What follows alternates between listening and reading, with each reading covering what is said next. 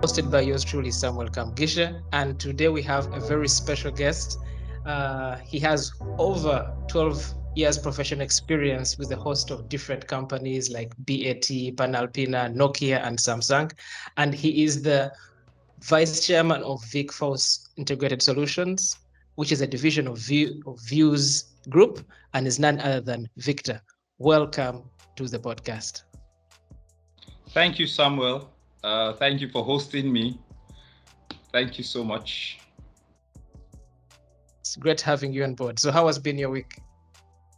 My week has been pretty much interesting and busy at the same time. So it's month end, and at this time, it's always very busy for business owners with collections and ensuring that clients who are meant to pay get to pay. So it's been pretty busy for me. That's good to hear. I hope the clients are paying. Well, it's slow if you ask me, but we're still hopeful. We have still 4 days or 5 days in between before the month wraps up. Okay, that's good to hear. That's good to hear. So as we kick off this conversation, people would like to get to know you better. So they'd like to find out, who is Victor? How would you best describe yourself? Okay. In simple terms, Victor is Nigerian, a father, a husband, and a business owner who has a balance of both professional work experience and now hands-on business owner experience. So when I'm not doing business, I find time to spend time with my family, and then try to create a bond, of course, while also trying to build Views Group, which is a family business that constitutes VicFaus Integrated Solutions as well, where we are responsible for offering lubricants and fleet management solutions to our teaming clients who are in manufacturing, production, healthcare, and the likes. So that's good to hear. So VicFaus is, give us a deeper description of what VicFaus mainly does, or what Views Group mainly does, and what was the main idea behind starting that kind of business? Okay. VicFaus is an arm of Views Group. We are responsible for blending lubricants, engine oils, gear oils, hydraulic, grease, and the likes. We blend locally in Nigeria and then supply to multinationals who operate in manufacturing, healthcare, and the likes. Aside that, we also resell fleet telematics solutions, that's tracking devices for short, for US-based fastest growing fleets management solutions company called Luconav, right? So prior to joining the group in 2019, I used to be in paid employment, my last role being service network account manager for West Africa at Samsung Electronics. And then seeing that my dad at the time had clocked 76, it was time to begin to think about getting involved in the group's business to ensure that that legacy that my dad has left for us in the last 35 to 36 years doesn't go with him as he leaves the earth, basically. So Views Group is born out of the vision to solve problems that relate with operations for multinational companies, because my dad himself is vast with selling Caterpillar spare parts and heavy-duty equipment. So we formed VicFaus Integrated Solutions to serve those clients who, to an extent, required more aside spare parts and maybe lubricants, as the case may be. So we incorporated VicFaus Integrated Solutions to serve those clients who wanted more, wanted extra aside Caterpillar spare parts or heavy-duty equipment, which my dad used to sell up until when we joined the group to introduce lubricants and then fleet telematics solutions.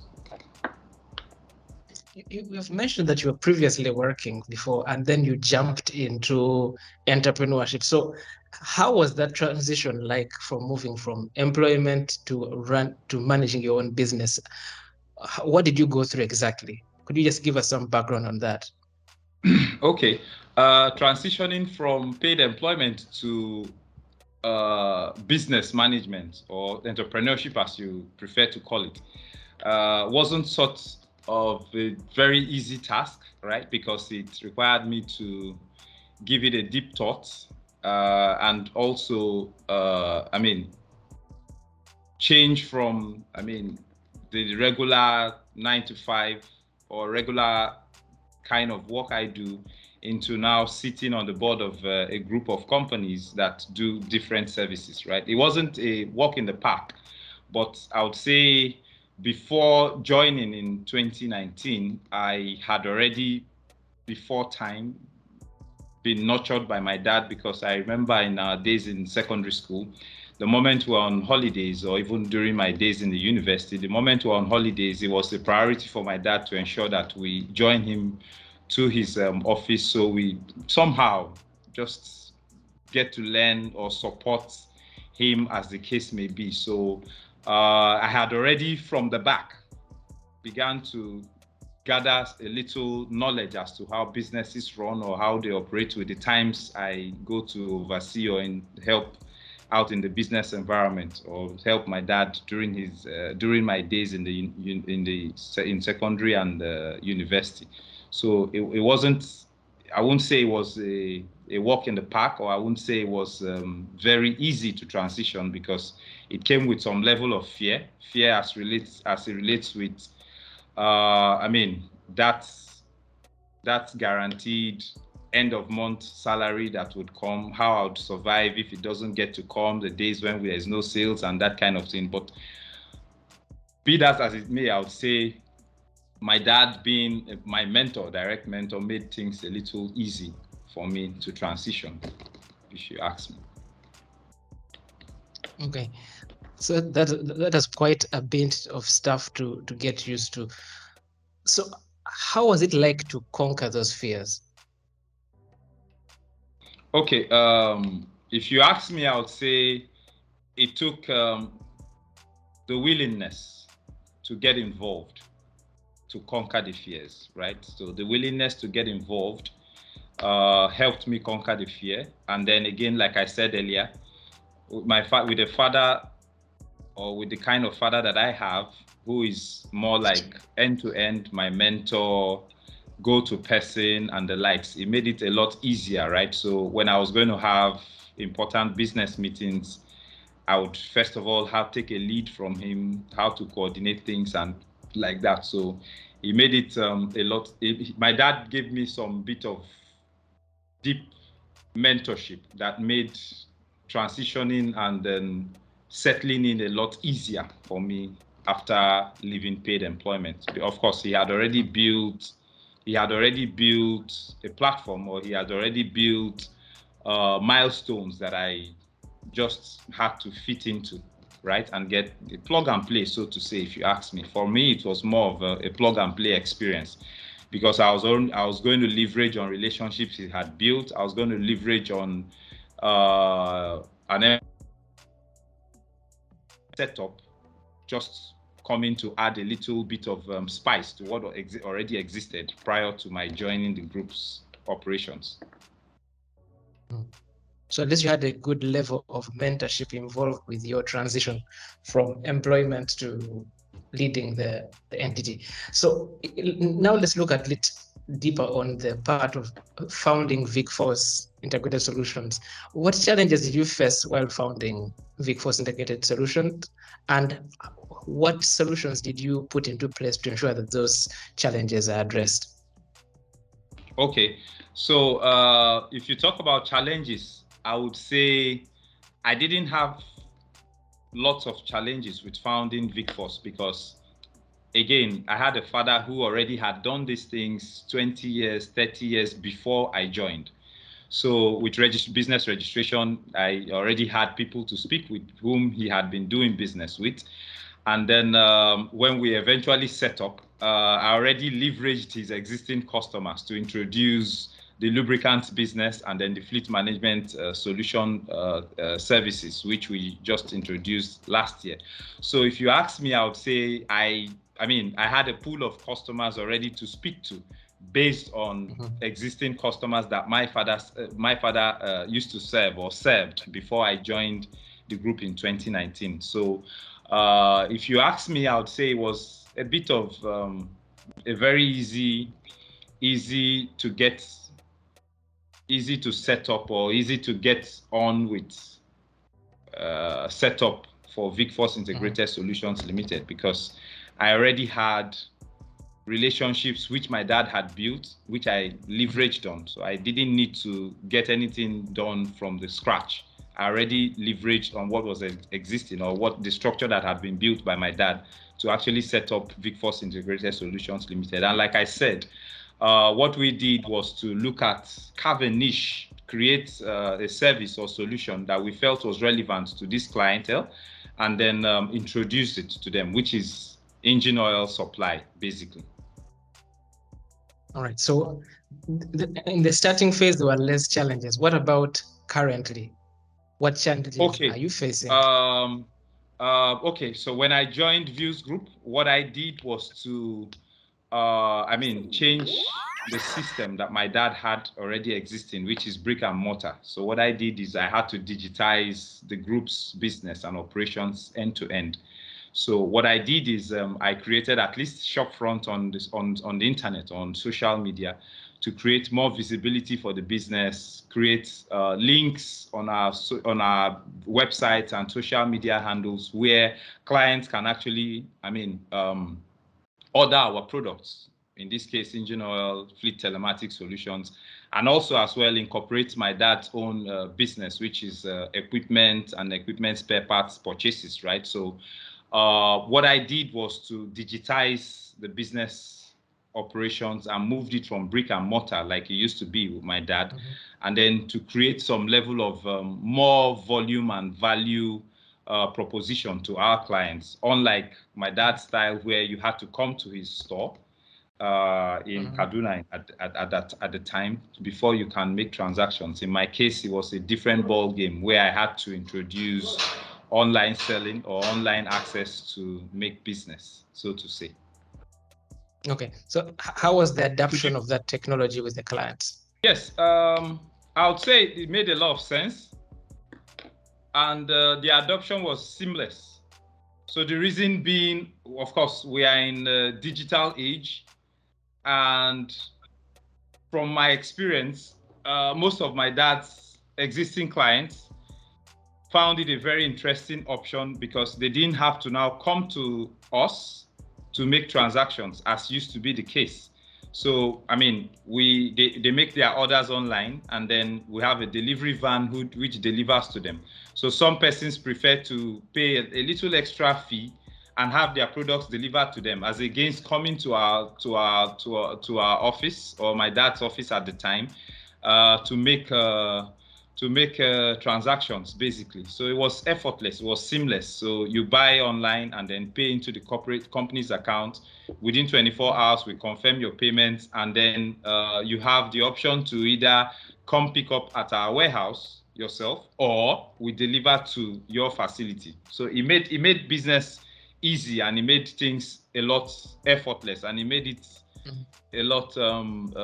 It made the process more seamless and quicker, so to say. So it was the integration or acceptance of that method was almost effortless.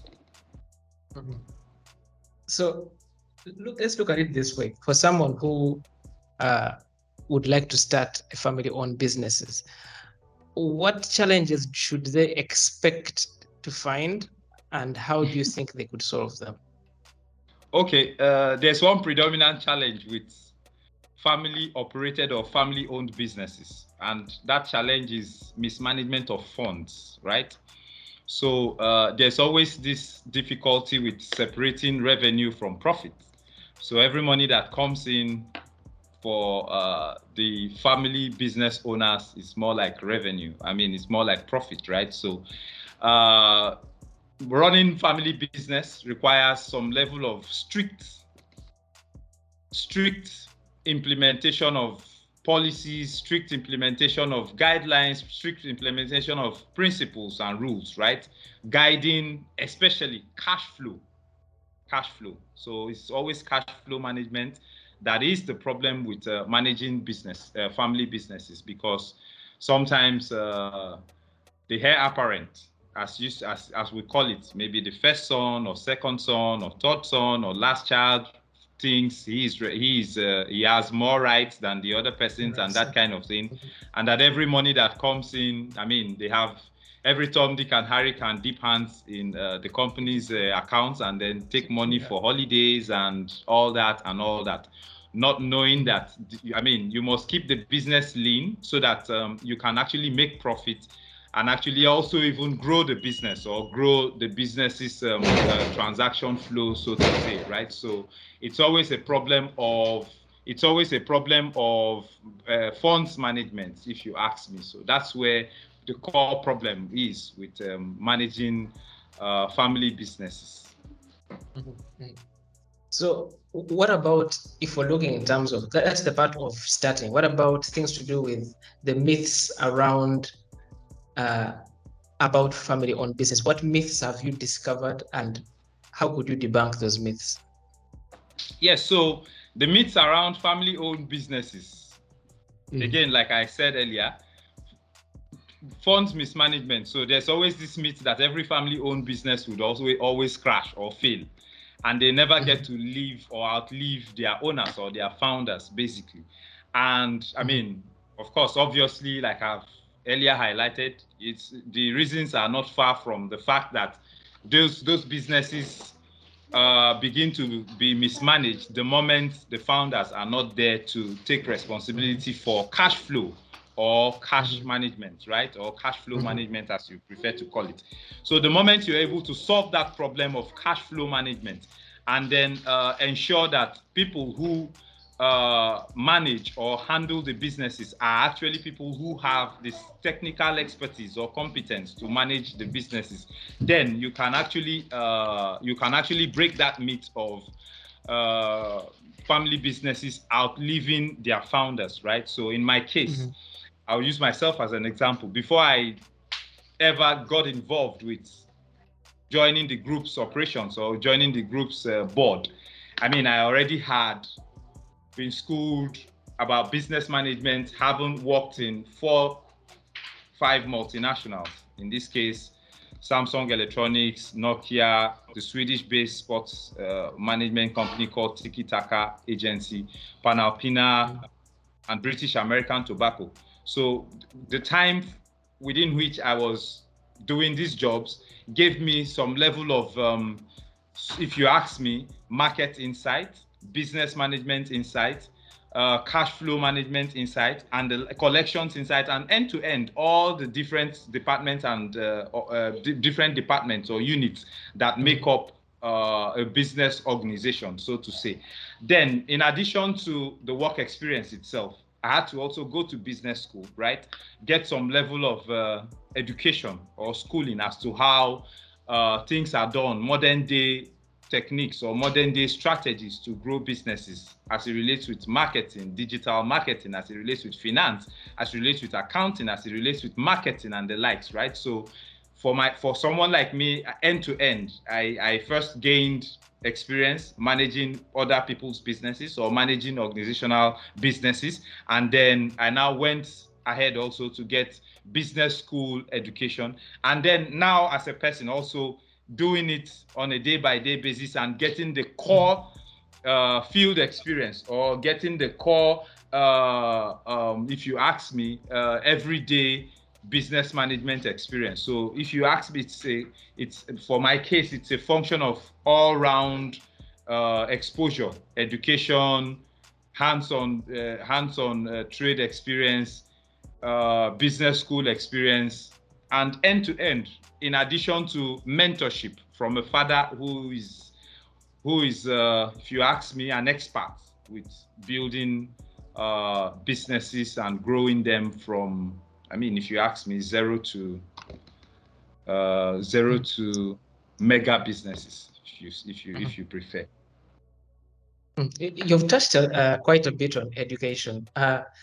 Some people might have this view that they would rather directly begin businesses, go through some form of mentorship and start their businesses, and skip education. What's your thought on that? I would always advocate for gaining sector or industry experience more than gaining educational qualification. Because if you ask me, the MBAs do not actually the MBA certifications do not actually do the business. So it's a different ball game.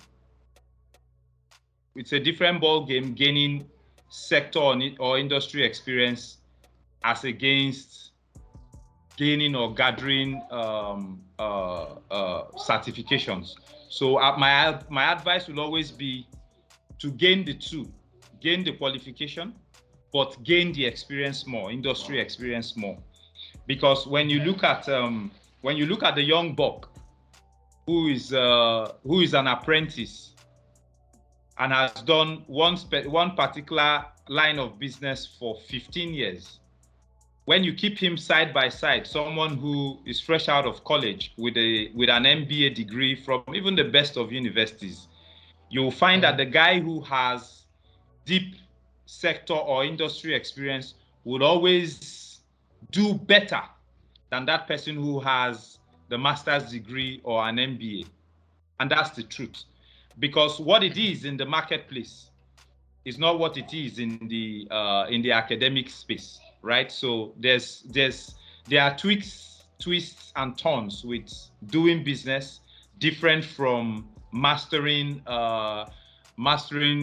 bookkeeping or mastering accounting or mastering finance or mastering business management as an MBA grad, if you ask me. So I would always advocate the both. Education is important, but industry and sector experience is more important, so to say. And if you weigh on a scale, I would rather sector and industry experience 80% and education 20%. That's always how I would prefer to have the segmentation. All right, makes more sense. Because you really, the school might be good at building your initial network, but the industry-related experience makes you an expert in that specific field and much more marketable. So yes, it's good to have the balance of both. You get, of course, the academics. You meet your first set of people that you'll coordinate with in the future, and as well as you top up with the integrated experience from the market itself. Yeah, at least most of the things that I've learned is more on the job than what I've learned in the school. So I believe that a balance of both is very, very, very helpful. In case you're looking back at your 19-year-old self, what would be your best advice for yourself at the age of 19, based on what the experience that you've had right now? So if I was going to advise my 19-year-old self, I would advise my 19-year-old self to probably at that age get a skill rather than pursue academic certification, right? I would have advised my 19-year-old self to get a proper skill, because I found over time, I'm 42 already, and I found over time that some of us who, decided to go the route of gaining a skill far into their lifetime tend to struggle with many things as against those who started from the cradle with balancing both education and then skill acquisition, right? So if I was going to advise my 19-year-old self, I would advise my 19-year-old self to start from that early age to gain both education or educational qualification as well as relevant skills that can help an individual grow faster as against someone who has no skill at all. It makes much sense. The same would apply for myself. I would really want to advise myself to get skills at a much younger age rather than when you're older. It becomes a little bit more challenging. So how would you like to be remembered? I didn't hear that. How would you like to be remembered? Oh, okay. I would like to be remembered as someone who impacted my generation and impacted my world in the little time I stay on the surface of the earth. And that's why I try to be intentional with supporting young business owners. I take every opportunity I find to educate business owners to avert errors of growing businesses, or avert misconceptions about businesses and the likes. Already, I told you earlier today that I have a speaking engagement at Lagos SME Bootcamp. Some of these kind of opportunities, when I find them, I take the opportunity to, take the stage and educate people as to how best to stay lean, especially, and then, or essentially, and build businesses inward, outward, basically. Inward, outward, meaning build very strong financial muscle before you come to the open. To play with the big boys, if you ask me. So I like to be remembered as someone who made a very meaningful impact in the world of business, right? Building very successful businesses myself, and then in the course of also doing that, educating other people to replicate successes with building businesses. That's awesome. That's awesome. At least you're looking towards investing into the next generation of businesses, and at least we can hope for more successful businesses along the way out of your investment based on your experience. Yes, absolutely. All right. So as we wind this up, what would be your final remarks?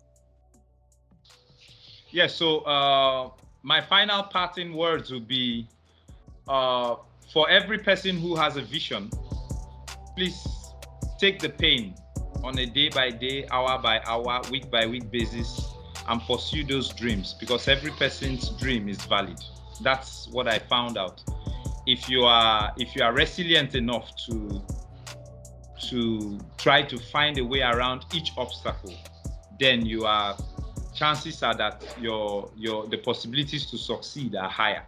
So, but what happens is that many people fall along the way because they never saw behind the obstacles that they witness in business, be it government policy, be it partnership breakdown, be it breakdown of engagements or contract engagements, be it poor sales, be it whatever it is.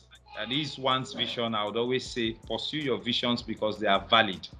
And then while you do that, be resilient, because behind every brick wall, there are always solutions, which many people never get to look beyond to see what lies at the back of the obstacles, mainly. Mm-hmm. And which also leads to a lot of business failures or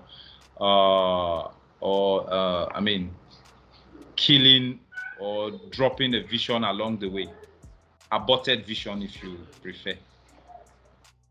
Yes, my key pick from what you have said is every dream is valid, and we should, at least the vision bearer should put in the effort, even if it's how small, but has to be regular, and ensure that at least they pursue that vision and they at least make it into existence. So that is a very good reminder. Yes. So thank you so much, Victor, for being a guest on the WowFactor podcast. And it's really been a very good conversation with you. And at least we've had more doubts cleared away about family-owned business and given us at least more knowledge about family-owned businesses, and also the transition from professional and to a family-owned environment. At least I'm very good. It has been a very good discussion with you. Thank you so much, Victor. Thank you, Samuel, for hosting me.